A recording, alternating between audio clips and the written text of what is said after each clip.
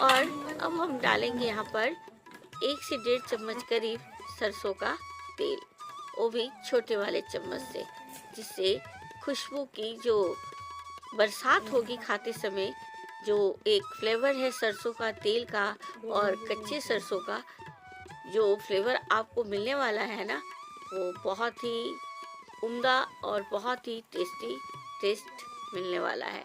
तो हमारी fish curry ये तैयार हो चुकी है और इसे आप रोटी चावल किसी के साथ भी खा सकते हैं। घबराइए मत, इस फिश में कांटे बिल्कुल भी आपको नहीं मिलेंगे। तो आपको ये फिश करी कैसी लगी?